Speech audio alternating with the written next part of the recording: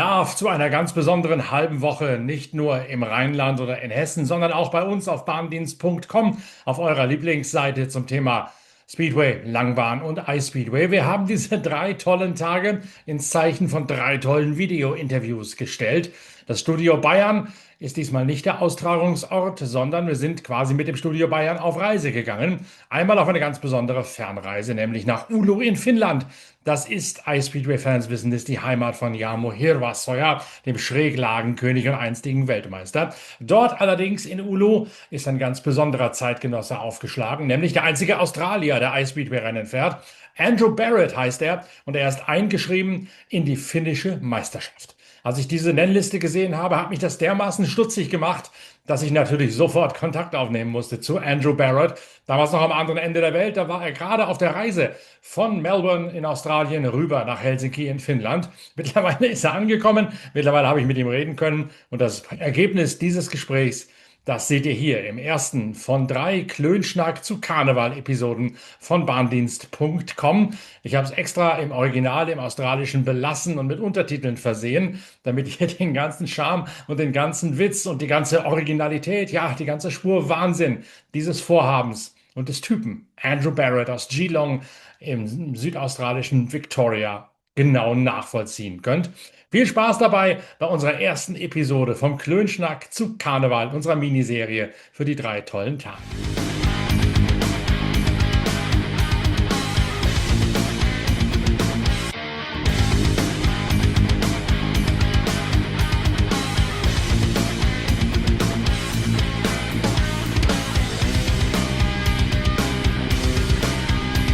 Righty, Andrew Barrett. I thought I'd catch an Australian somewhere in the region of Uluru something. Now I'm catching you up in Ulu, which is not to be mistaken with Uluru, I understand. No, well, I couldn't be more geographically diverse than that. And weather-wise as well. Oh, yeah, absolutely. Like right now, you might be able to see behind me, might realize that it's really cold. It's about minus 21 here, which is 60 degrees different from Uluru. It's about 40. There you'd be sitting outside and sinking a bottle and looking at the sunset. Yeah, you bet. No kangaroos here either, by the way. No. So what's the matter with you? You fly all the way from Australia, where you'd have a nice, chilly Australian winter, barbecue by the seaside and whatever, and you fly up all the way into Finland. Yeah, well, in fact, it's a pretty hot summer happening right now. You know, back in Victoria, in Geelong, where I live, but it's come here. It's incredibly different. But you know, I've really for many years had an interest in riding Eisspeedway, and you know, back in it's about 30 years ago, I actually came over to Sweden and posed a Serenius, and took me out and he said, hey, we'll see if we can get out for a ride. And you know what? This was about November, December, and the ice was just too thin. So I'd never got to have a ride at all. So that was frustrating. And I thought, I really got to come back and do some Eisspeedway sometime. And here I am, you know, a lot later. You come from the Speedway side of things, or just from being a biker? No, from Speedway actually. In fact, I used to ride in the UK. I rode for. I signed up for Craigley Heath back in the time of Bruce Penhall, Eric Gunderson's heyday kind of thing. So that was in the mid '80s, and you know I rode for Oxford. I rode for Arena Essex and also Canterbury down in Kent. So you saw the old Dudley Wood and everything, which is now demolished. You've been there. Okay. Yes. Done many laps around Dudley Wood. Okay. You bet. Yeah. And then how come you do ice racing? Because it couldn't be further from an Australian nature to do ice racing. No, look, it's one of those things. I thought, you know, the first day I saw it, I thought I'll go have a go at that. And, and here I am. You know, it's a bit of a saga actually getting here. And I've been here a number of times now, Norbert. And I after I kind of lost contact with Posa Serenius. This was back in the days when you used to communicate via fax, and obviously things have changed in the last 25 years. So and I was trying to find someone. I sent a bunch of emails off to various people, and I never got any replies. And then I was looking at some photographs of the World Championship events, and I saw this Tebow Motorsport motor parts organization. I thought the frame builder. Yeah, in the Netherlands. And I thought I'll give them a try, and sent them an email, and you know what? Within 10 minutes, Fede de Boer from Tebow sent me a message. And he's delighted that someone actually from Australia wanted to have a go, and you know what? He introduced me to Jorni Seppänen, Hirvisoja here in Finland, and I went to an FIM training camp up in Illitornio, which is about 200 kilometers from here. So had a rip roaring time, and I've got my own bike, and I've based it here, and through my stays here in Finland, I met another speedway racer, Arami Susta, and I stay with him, and I'm at his house right now, and my bike is in his shed with his bike, and he's he and his family have been so welcoming. It just makes it so much easier, to to be able to participate in the sport, because having a nice speedway bike, with the spikes, you can't just put it in the back of your pickup truck, and you've got to have all the wherewithal. You got to have the big heater, the gas gun to put under the motor to heat it up before you start it. So much overhead. But you only come for I saw your name, and that's why I got in touch with you. I saw your name on the entry list of the Finnish Championship, between all this something Tinen and something Todden and something Tinen, typical Finnish names. I saw Andrew Barrett that was this. And normally I'd expect, I wouldn't expect any non-Finnish name on a Finnish entry list, and B, I would expect them, if there is any non-Finnish guy, I'd expect him to be in Sweden training, like towards the beginning of the year, which happened, and to be in Super Cup and in Allsvenskan League and what have you. But you only come over for this Finnish tournament, so to speak. Yeah, and to do as much riding as I can. I've got work and family commitments back in Australia, so I don't have a big window of time. So I try to get the maximum value out of my time here. So so it's try to get the best outcome I possibly can. And look, riding the Finnish championship, it's a good event. It's up in Kauhajoki, Ripper Speedway track. So really keen to be there. How long are you actually staying over? You arrived last week? Arrived 2 days ago, and after the pretty torturous series of flights. So going through Melbourne, obviously. Yeah, flew out from Melbourne, went to Perth, then from Perth to London. It's about 17.5 hours or something like that. Don't tell me. I know.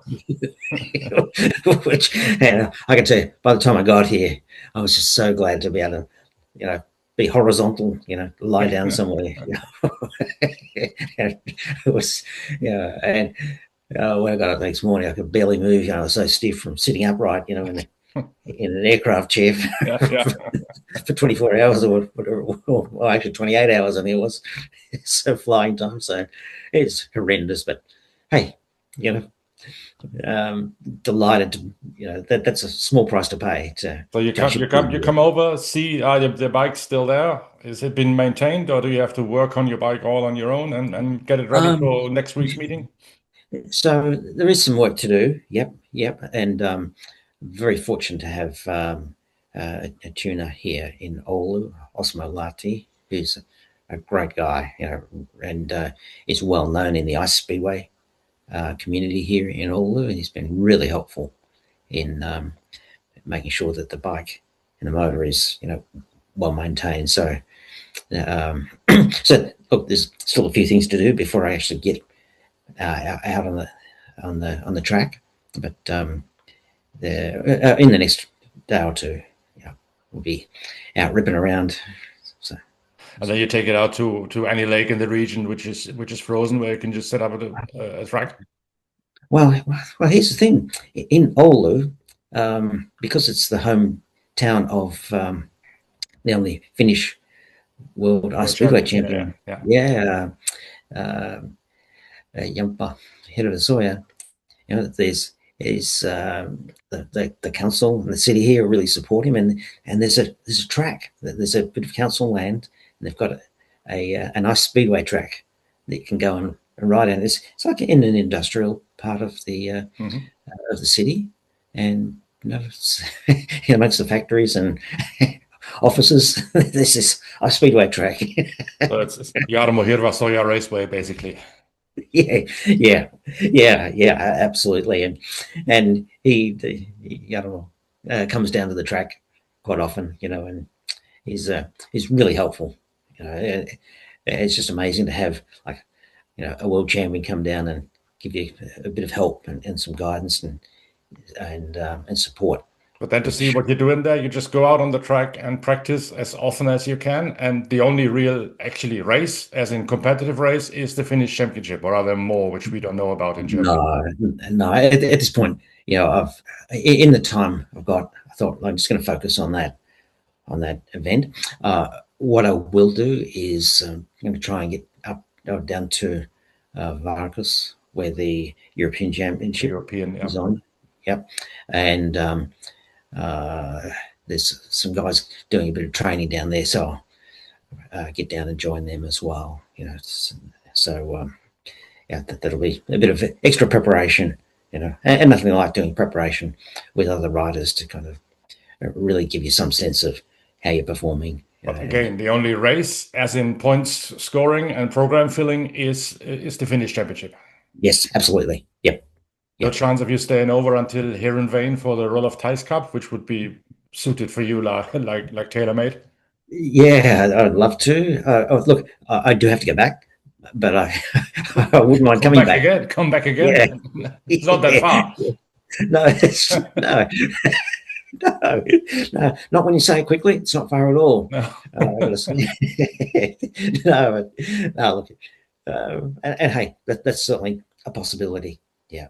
But you never did anything. You never did anything outside Finland, except from doing speedway, obviously. But ice racing wise, so I did actually get to Berlin years ago, and but that was sort of in my earlier period of being on an ice speedway bike, and that was. Did you ride in Berlin in the open stadium? Yeah. That was a bit of a baptism of fire, I have to say. And it's quite an experience. Yes. And that was, but look, you learn a lot of things along the way, Norbert, and you sort of take the bumps when they come along. Things are not always smooth sailing, and providing you learn along the way, don't make the same mistake twice, then it's all good. So what does the future hold? Obviously, you're looking at you're not going to be eligible for the World U21 Championship anymore, and nor would I. So what's the plan? You come back every year to Finland and just have some fun, or do you want to extend it to Swedish League or to Roll of Thijs Cup? Well, yeah, look, I would love to extend it to the Swedish League, actually, and look, in part, I will sort of make that judgment depending on my results out of the Finnish Championship racing as well, and see how I shape up with that. If I'm getting some good form and the like, then yeah, I absolutely love to be over there and having a crack with those guys. It's Stefan Svensson, is very involved in that in that league, and and I have had the pleasure of meeting Stefan at the training camp, and there's like a lot of the other senior guys in Eisspeedway. They're real ambassadors for the sport. It's remarkable. It really is. Yeah. And there is a place in that sport for the likes of you, if I may call it like this. You don't always look at the Harry Hiltonens and the Swensons. I mean, the Swenson Juniors of this world. There's like Paul Cooper, a grass racing guy from England, whom I should have heard about, is doing it. Tim Dixon, who used to be a sidecar racer on the Isle of Man, is doing it. Yeah. So there is this amateurish side of things as well. yeah, absolutely. I've seen that Tim is still ripping around. Yeah. He did say, I think I might stop. And anyway, can't stop him. Can't keep an ice racer down. Is there any following of ice racing in Australia, or is it just too far away, A, distance-wise, but also B, philosophy-wise? Yeah, look, it's just too alien, really, for the Australian motorcycle enthusiasts. I mean, they certainly look a lot of interest, from a sort of a curiosity as to what a real crackpot thing to go and do. But there's people got just interested to hear about the experience, and like what it's like, and so it's able to talk, to communicate with a lot of people about the sport and tell them what fun it is, and it's but also it has a real professional side to it, which is so important to in the interests of putting on good racing for the spectators, but also for the safety and of all the other riders, that you're giving 110%, and you come to the race meeting, to go to the start line to win and give it everything you got. So do the other Australian speedway riders care? I know from my own experience with Aussie guys like Craig Boyce and Shane Parker and Ryan Sullivan, they are a tightly knit community. But do guys like Brady Kurtz nowadays or Jason Doyle, do they cast an eye on another Aussie doing ice racing, or is it again too alien? Look, I'm not sure, but possibly. Have they? I haven't spoken to any of them directly, but I did talk to Phil Crump. That was a couple of years back, and Jason Crump, and they were certainly curious to learn about it and find out what it was all about. So I've certainly evangelized to those guys as well. It ain't that far away, is it? If you remember, there was a time when Bruce Cribb was doing it. Okay, he was New Zealandish, not Australian, but he always christened himself the world's fastest Maori at that time, didn't he? When he was doing it, and I think he was riding for Coventry at that time, and also during the winter, he was doing ice racing, as was an English guy, Graham Holtzall. I was working for an English weekly magazine at that time, which now no longer exists. So I was covering them on a weekly basis when they were doing ice racing, and there always was this special atmosphere around them, because they knew they were never going to win anything, but they just enjoyed it big time. They enjoyed the racing, and they also enjoyed everything which came around with, literally everything which went along with it. And I suppose that's pretty much how you tackle it as well. Yeah, pretty much. Yeah, look, the reality is, I won't be the U21 world champion, and possibly won't be the Open world champion. But hey, I'll give it a good crack, and just really out to enjoy it too. And it's the scariest and most exciting thing I've ever done, Norbert. Like it really is.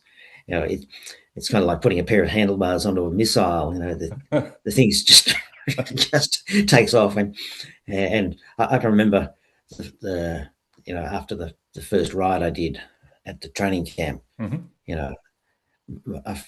could barely lift my arms up from the side. It was just such strength, so strenuous. That the bikes just take off. And frankly, the grip with those bikes, it's binary. It's either 100% or it's 0%. Yeah. And it can go from one to the other very quickly. So, and which I've experienced, and it's just got to hope that whatever you're going to hit is has a little bit of give in it. So yeah, because you seem to be like on the track, you slide in seemingly for an interminable period of time because your leather's got absolutely no grip on the ice, so they just sail along. It's like being on a snowboard in a way. It's either there or it isn't. Yeah. Yeah, absolutely, 100%. Yeah. How long does it take then to get back into the swing of things? They were saying you get on the bike on Jampa here on the raceway tomorrow, and then how many laps, how many days do you need, and also how do you feel next morning? Because even people who do it on a semi-professional basis, they always tell me whenever they start the first ice racing meeting or ice practice, they got very, very sore muscles because it's such a different way of applying strength to your body than even motocross would be. Yeah, absolutely. Yeah, and look, I'd spend certainly the first 3 or 4 rides just getting myself settled in, and after, maybe on the 4th ride, starting to get some speed around, getting some reasonable lap times, and but I just take my time to sort of settle in. To be candid, just to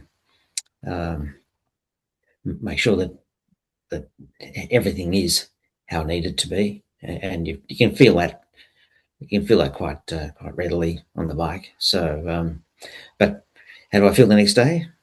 It varies.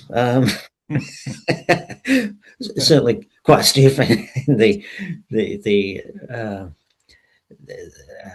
it's mainly the arms and shoulders I find that are that pay the highest price. So but hey, I do a lot of preparation, to get myself as physically able to do to support, to hold myself together, to be able to ride the full 4 laps and to do that, 5 or 6 times, so, and it takes a lot of discipline, really, and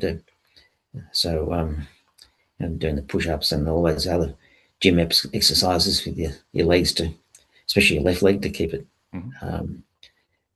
strong, because it takes a bit of a battering down on the ice there at times. Yeah. Do you ride motocross in the summer or still speedway, or what you do to keep yourself bike fit, race fit? Look, actually do more enduro riding, that sort of thing, to keep myself fit, and I enjoy that. And in fact, and that's good for the sort of throttle control and getting a feel of and keeping that feel. But also do a lot of mountain bike riding too, actually, which keeps me fit. Obviously, it doesn't have the speed attached to it, but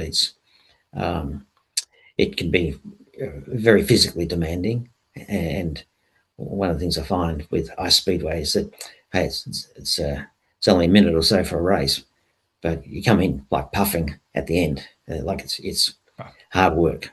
So, and I think to keep myself as physically conditioned as I can gives me the best opportunity to ride the full 4 laps at 110%. So now once we hang up, it's basically go out on the track and then onto the track every single day and enjoy it as long as the sun's out, which isn't too long anyway. No, which is not very long at all. Although actually, the daylight hours are as not too bad. It's 8:30 or something like that in the morning, sunrise and setting just before 5. So that's okay. Got plenty of the day there. So, but yeah, getting out to I don't know, Hilversum Stadium a few times is absolutely on the agenda. So I do it every day, basically, as long as it's possible. Or as long as it's possible. Yeah. And I keep the track in great condition as well. So which is just fantastic, unbelievable. I can't imagine that happening in Australia, having the council come along and maintain the track. But there you go. That's what they do in Finland, and I really admire them for that. That's a fantastic effort on their behalf. And the ultimate goal is then to be the dark horse in the Finnish championship and beat the hell out of Rusko and Koivula and whoever's there. Yeah, yeah. Watch out, Heike. Yeah, I'm coming. No, look, I'm going to give it a good shot. Yeah, absolutely. Really want to be as uh, fully prepared. When I'm at the start line for the first race, to give myself every opportunity to get a decent score on the scorecard. Frankly.